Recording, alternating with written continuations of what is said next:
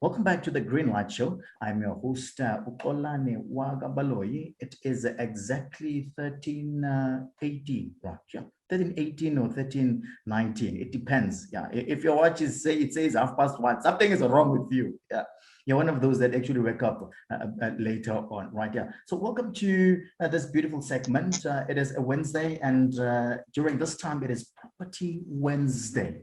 Right, yeah, Property Wednesday, and I am here with Tyrai Jack, yeah, from M5 Properties. Right, he joined us last week as we started this. It's going to be like an every Wednesday, every single Wednesday. I'm going to be with Tyrai Jack from M5 Properties. Right, good afternoon, sir. How are you doing? King Tolani, how are you, man? How's it going? I'm pretty well, and you? I'm right, man. Yeah, how are things on your side? Yeah, no, I'm surviving. I'm doing very well. All right, it's good. Things are doing well, but things are well. We're doing well, and business is pushing hard, and we're there. All right, no, that's a great thing. Thank you very much for joining us again. Being part of what we are doing here. So just a quick recap. I'm going to do a quick recap, and then we can start what you actually have for us today. Last week, I'm going to touch on just three things, right? We touched on the importance of coping in life, right? Not coping, but coping, right? Learning from others how things are done, right? Even big businesses, they do copy. And I was so shocked when I found out that Japan also, how they actually got themselves out of their economic mess is that one of their key strategies was to copy other big countries and also copy how they do their things in terms of the products and all of that. So if big businesses are copying, you should also do the same thing as an individual, right? And another thing, a quick recap. Yeah, a quick recap. We also touched on action, right? Putting an effort and learning how to ask questions. There are companies, guys, out there that are actually making money from asking the right questions. Yeah, amazing. So, and finally, we also touched on on Tarai's first deal, and how we put in the 1,000 rand of his own money, and how he leveraged on the power of association, right? And to have a successful deal, right? So for me, those were the highlights of our conversation last week.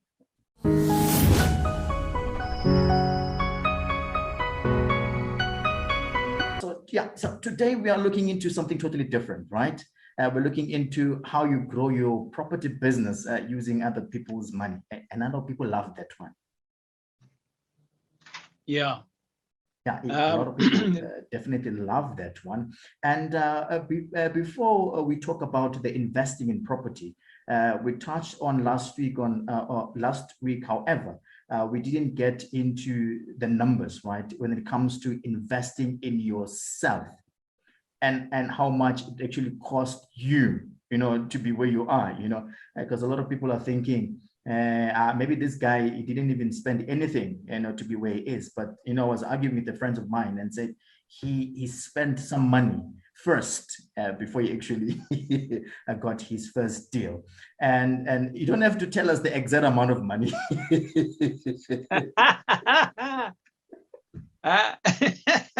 Do you want the rand value, the pound value, or the US dollar value? Yeah, that's a tough one.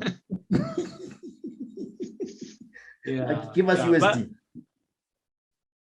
Kolani, I want to stress this one out. I want to stress this fact out. When we start going to school, it's almost like the whole world is saying that we need to go to school, so we take our kids to school.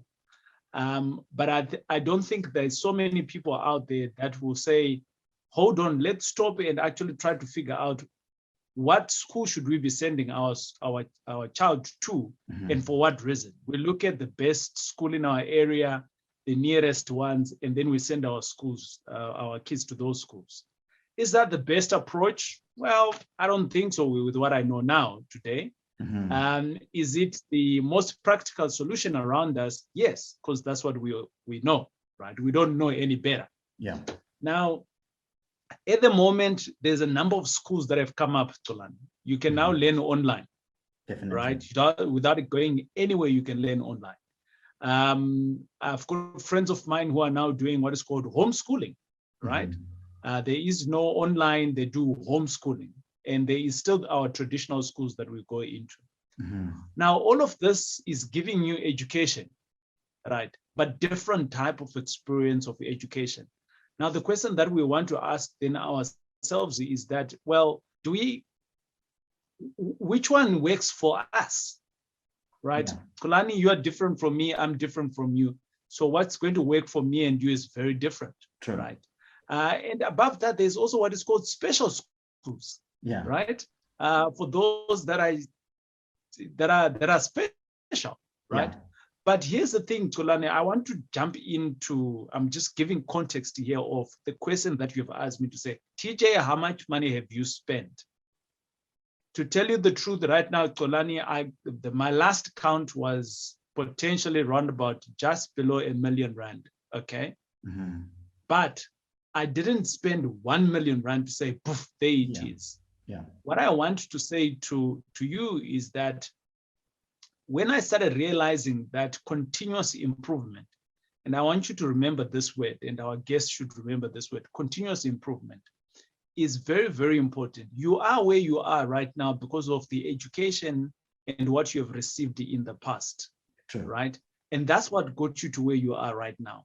Absolutely. But to where you want to get to, which is the next level, you now need a different set of education. And that education might not be in our traditional schools, might not be in our traditional universities, might be with someone that that has never written a book, might be with someone who does not even teach somewhere, but because you identify that you need that skill, that's when you now start to go out to say, I need to learn what that guy is doing. Definitely. So for me, it really became apparent, Kolani, when I lost my first 5 million. And I said to myself, hold on, I think there is things that I don't know. So the first thing that one needs to kind of like figure out in accepting to actually now trying to figure out on your journey of learning and to lose the fact that learning has no value, right? Because when you are learning to learn, the more you learn, the more you earn. You just need to drop the L. The more you learn, the more you earn, right?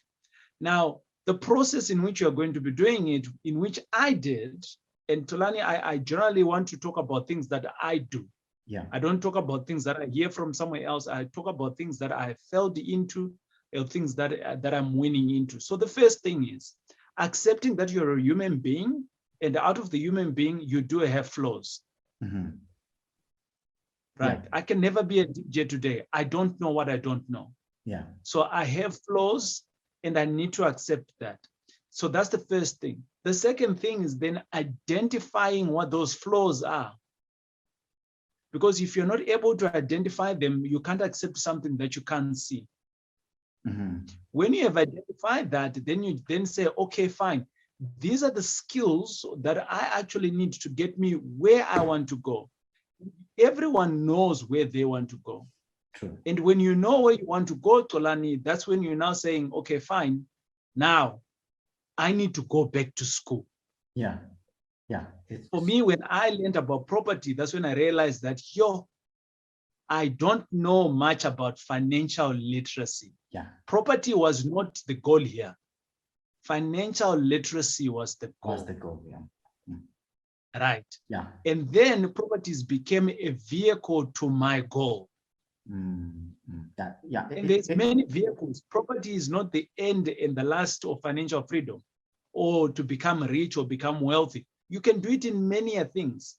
But if you don't understand financial literacy, and being aware of accounting does not mean that you are financial literacy. It's different. Totally different. And there's a huge distinction between the two. Thank you, sir. That's theory. Put it in practice in your life, it in practice in your business, that's when you start realizing that, oh, yes, I know what is financial literacy. I am still learning at the moment. Okay. Yeah. The moment now you start figuring out where the gaps are, Tolani, then you start saying, okay, fine, I have a list of 1 to 10. Then you need to prioritize the 1 to 10 to get you to the next step. Because you can't just start saying, well, you don't know 1 to 10, so you're going to start to do 1 to 10. You get overwhelmed. Yeah, you do. When you get overwhelmed, you get scared. When you get scared, what happens? We put our hand in the sand, we become an ostrich and nothing happens. Yeah.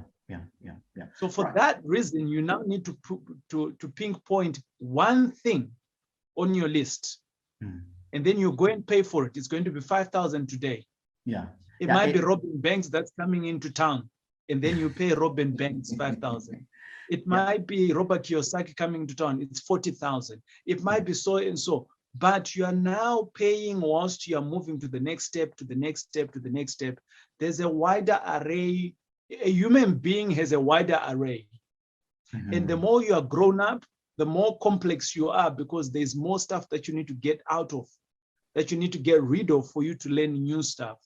And that unwinding off, Kolani, is a problem. Yeah, it's a critical problem. And probably we can even have the entire 3 hours just talking about that particular thing, unwinding. My follow-up question, would be, what are the key things that the property beginners need to know before investing in any property? You see, Kolani, I almost want to start off from the point of where we started off with the education part. Be comfortable with spending money. I actually don't call it, my wife and I, we don't call it spending money on it. When we are talking about property investing, or should I say learning new things in general, we don't call it spend money anymore. We call it investing in ourselves. Yeah, true. Yeah, because when you put money, it's got a different taste to your mouth, right? Definitely. So the thing here is that how much is good enough to invest in yourself? How much is good enough? How much are you worth? Right. Exactly. There you are. If you know how much you want to be worth, then definitely, you should know how much is good enough for you to be invested in you today to get where you want to get. Yeah, definitely, without a doubt. There ain't no Bentley on the street that's running on Tata's parts on the car on the road. We haven't seen that. Yeah, it's impossible. Right? By the way, I'm no player hating any Tata. My boys from India still love and respect you all. But here's the key things. The first thing, Kolani, is education. I cannot stress enough around the education. Education is key. And when I'm talking about education, I'm not talking about you going to get your matric or you going to get your degree. There is so many people that I've worked with, including myself. I was employed, but I was not financially literate. Right. So having a doctorate degree or any of those things is different from financial literacy. What you need to understand is that get education that becomes you to be financially aware, right? And that education, you can find it in property, because a lot of things that are done in property is all around money. It's a numbers game, right? I don't worry about where am I buying a property and all of those things. I don't do that. It's numbers. Is the numbers making sense to me? And if the answer is yes, we pull the trigger. It's that simple, right? So that's number one, education. And I can't stress that enough. Yeah. And the education, Tolani, doesn't have a start and a stop, start and a stop date. It doesn't. It's continuous. Right. I'm in this game. I am still learning new stuff, right? Recently, I just bought now a Section 12J. And that's where people can invest with me now, and SARS can give them back up to 45% of their money. Yeah. I didn't know anything about a Section 12J. I'm learning. Yeah, you're continuously learning. right? So there's going to be new stuff that's coming in all the way. So you need to be open. So a lot of people ask me, what do I do for a living? And I answer them in two ways. And I generally say, I'm a student. And they say, oh, you're a student. What do you study? And I say, I study money. And you can see how it's going in their head, like, what's going on here? You just said something very powerful there. Right. And if I'm not saying that, I generally say that I play Monopoly with real estate, but I do it in real life. Yeah, not like us. We are always playing games. Yeah. You know, but here's the thing now, Tolani. Yeah, continue. It's fine. Sure. When you start looking at things like that, it doesn't become hard to execute because you're looking at them at a playful manner. So when you've got education is key. That's number one. Now, continuous education, that's what I mean. And then number two, what you also need to be very careful of is that you need to be in a community with like-minded people. I cannot stress that enough, Tolani, because the people that you surround will create the parts or will damage the parts of where you're going. Yes. And then number three, you need to be taking action all the time. And when I say all the time, I really mean it to say all the time, because sometimes it doesn't feel like you want to, but you have to. And then the last one is that you need to find a bigger reason than yourself to do what you're trying to do. Right. And the bigger reason needs to come from somewhere that really, really touches you emotionally. And if it doesn't touch you emotionally and it's got a bigger reason, then when times gets tougher, you might not be able to execute it. So those are the kind of like the big four for me, for anyone who wants to start in property to kind of like figure out. If they figure those four, then we'll say, let's start. Yeah, incredible stuff. You know, when I was introduced into the world of entrepreneurship, right, I was told a lot of things, and there's quite a lot of myths that I first learned. You know, and when you start learning about all these myths, then it derails you from what you initially wanted to do. So what are some of the myths, when you're talking about mentioning rather the property sector? You know, every sector has its own myths. What are the myths around the property business? I think one of them, which is the biggest one, I think for many people, is that they think that people that do property, it's for rich people. Yeah. I think that's the most important. Right, and it's not true. I don't come from money. Someone said to me, TJ, you jumped the border with some gold underneath somewhere. That didn't happen. And someone said to me the other day, TJ, you married well. No, I didn't. My wife is from the Cape, from the colored community, so there is no money there. And people will have all of these ideas wanting to validate their inability of taking action. Right. And the reality, Tolani, is that when you are in that space of wanting to validate why someone else is successful and why you're not, it's a problem. Figure that out and move away from it and try to figure out why is that person being successful than you are. So that's number one. So the first myth that I can say, look, I think a lot of people are in that. The second one is that I see a lot of people think that you need a lot of connections, right? You need to be connected for you to get the good deals. You need to have a bra who is there at the auctions. You need to have a bra somewhere at the bank. Yeah. No, you don't. It's just a myth. Again, it's people wanting to create perceptions, so it's not a myth. The last one that I can share with you, Tolani, is I think this one is not a myth, but a reality for most of us. Okay. We want the properties, but we are scared of debt. Yeah, no, I think, you know what, amen to that. Yeah. So,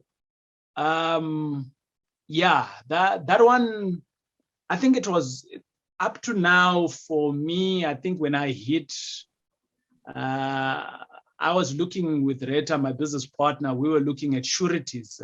So we're doing an exercise. For some of you who don't know what sureties are, is basically when you're borrowing money at the bank gives you a surety. You need to sign on behalf, and you're signing to say that you're going to pay this money in your personal capacity. So my business partner, Reta, and I were checking how much sureties were given so that we can take insurance against that, right? And the first time we hit the 50 million mark, I didn't know we have gone past that. And it was on a Friday afternoon when we did that exercise. Solane, I tell you, that weekend I wasn't feeling well. Yeah. Because I was thinking 50 million. Yeah. What if? But the reality is that that's the same reason why I just took out an insurance. Yeah, definitely. That is, I'm not paying that off. My tenants are paying that off. Yeah. So, please, yeah, let's make the point clear. You're not paying it off. The tenants are actually paying that off. Yeah. So why am I scared? What's wrong? And my wife asked me, "Are you okay?" And I said, "Yeah, I'm fine." But eventually, I started opening up, and I'm like, "I think we're in a lot of debt. Like 50 million rand." Yeah, it's quite a lot of money. And she says, "But you're always buying properties, so is that not obvious?" Yeah, it's not new. It's not new. But I never really sat down to think about how much am I actually owing. Nobody does that, right?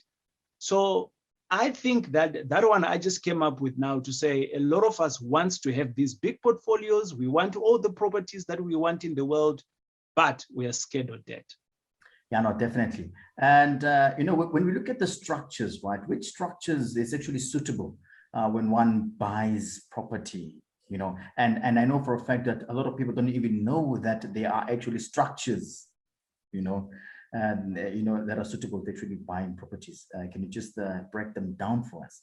So I was saying that, you see, that question there, it's a very tricky question. It's one of those questions of almost asking, which clothes is good to wear for going somewhere. And you're going to get so many answers depending on where you're going, who you're going out with, and all of those things. But let me try to break it down in terms of what I have done. Yeah. And why I have done that. So let me give the context. So number one, you don't want to buy properties in your personal name because of tax reasons. That's number one. And then number two, you also don't want to do investment business in your personal capacity when there is investment vehicles, right? So what do I mean by investment vehicles? Investment vehicles can be a company, can be a trust, could be a combination of the two, could be a CC. Not too many CCs are available, but they are all there. Now, you do need professionals to open up all of this that I've spoken about. A company, you can do it on your own with CIPC. If you're clever, you know what you're doing. But a trust, you do need a lawyer to do that. And for a CC, if you scratch around, you should be able to find someone who's got a CC out there that you can buy. But you just need to make sure that it's the right one. Right. Now, having said that, it's not only for tax purposes that you are running away from. You are also, the reality is that when me and you die, what happens is that the government calls on your estate a substantial percentage of your money to them. So do you want to work for the rest of your life and give 50% to SARS on your estate? Or even if it was 5%? For me, I don't want that. I want everything to go on to the people that I love, the people that I've really worked for, right? Now, what are some of the other reasons? The risk associated with some of these projects. So let's just assume you're doing a student accommodation, right? And within this student accommodation, it's in your personal capacity. And what happens is that there's a fire that breaks in that house, and then 4 or 5 students are bent into that house, and then the parents then sues you. If you had the same property in a company, the parents will sue the company. But if you had it in your personal name, they will sue you in your personal name. Mm-hmm. Now, if they sue you for 10 million, do you have 10 million? If you have it in a company, if the company doesn't have 10 million, it means that it has to liquidate. So it liquidates, and then you are okay. So you are ring-fencing your challenges or the risks that could come with the properties. So I almost want to say that whenever you're doing something, you need to ring-fence it. Mm-hmm. So everything that you do in life, it comes with a risk.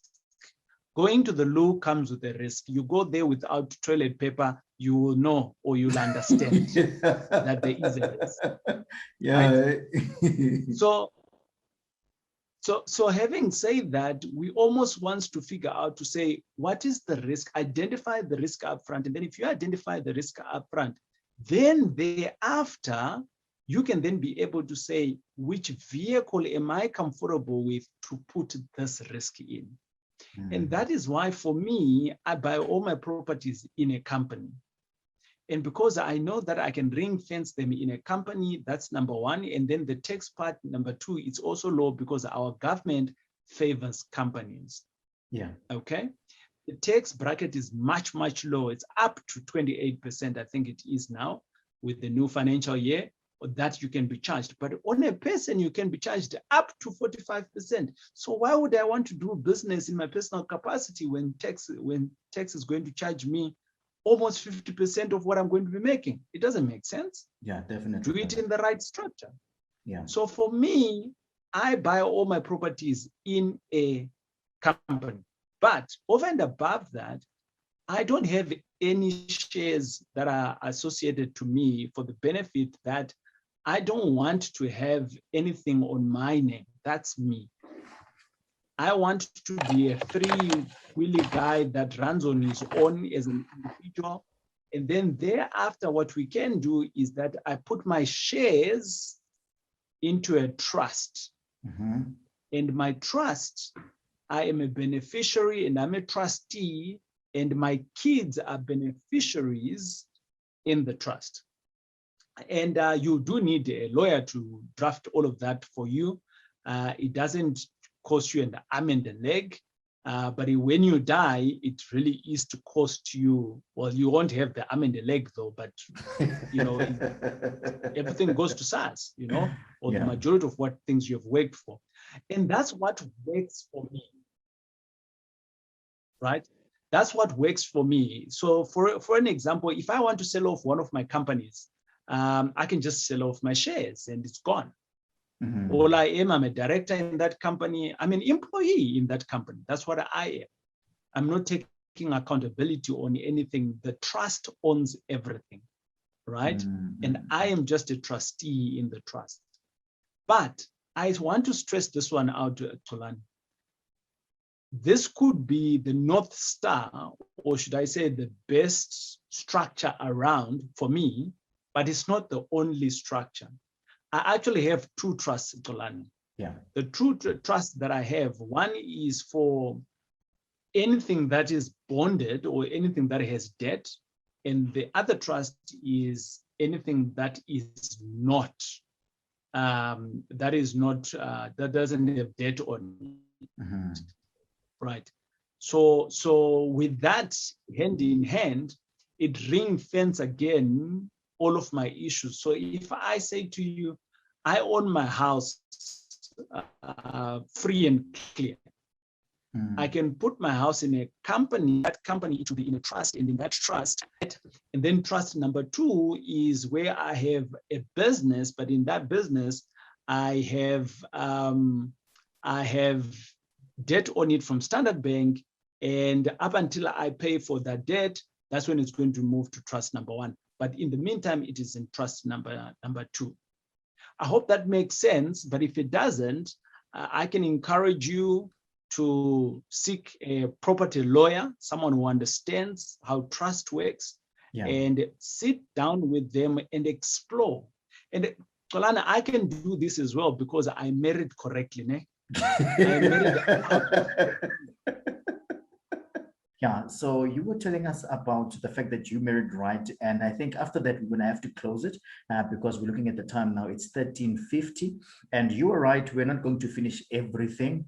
Yeah, but that's how the cookie crumbles, eh?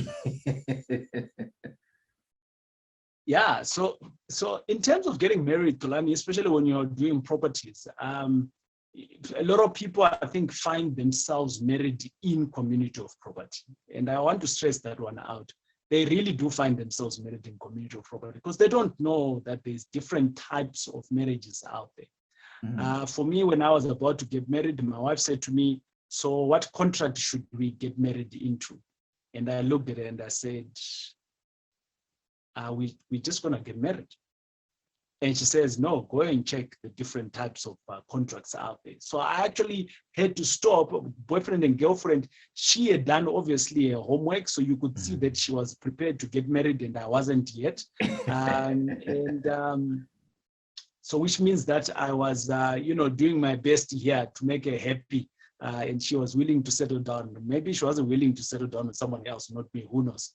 But the point here now is, at that moment, I started looking at different types of getting married. And we eventually chose an ANC. And ANC just basically means that we got married with what we've got, but we knew that we are going to take risk in life, but we didn't want it to impact our estate and on our kids and what we are building together. And for that reason, we wanted our finances to be seen separately in life. And that's the stance that we have taken in life. And we don't need each other to actually dictate what's going to happen. Dictate is a very loose word, I think, in the finances. But my wife and I, Xolani, we are married to the hip when it comes to our finances in our household. We talk about it very frequently, whether we are winning or we are losing. We go and talk about it outside the house. Me and you, we have had these conversations before. Yeah. And because we have lost money, because we have had money, so we now understand each other's positions. But I want to stress the fact that when you are married correctly to the right person as well, the life of doing business in property or any other business becomes fairly easier, because you're not asking yourselves difficult questions of how should we be doing this? Where's the money going to come from? You both understand, you have the education, so you are hungry to do stuff rather than trying to convince someone that property is good for me and you. Yeah, we're going to end it at there. And that was a Property Wednesdays, every single Wednesdays from 1:15 straight up to 1:45, right? But because we started 5 minutes late, we are now sitting at 13:53, right? So it has been real. And for those that are going to miss this particular session, right? We are also going to, what we're going to do is we're going to upload all our sessions on the website. On our website, on the station's website. So you're going to go to our website, go to podcast, you're going to click there, and voila, scroll down. You're going to then you've got content to actually consume, right? Remember, education is key. Education is key. So we're going to be having all these sessions every Wednesday, and they're always going to be available for you, for you to actually consume them. And so thank you very much, TJ, for blessing us today. And we're going to meet again next week, Wednesday, same time, same place. I think now we're going to go on awesome a quick, stuff. Yeah, we're going to go on a quick.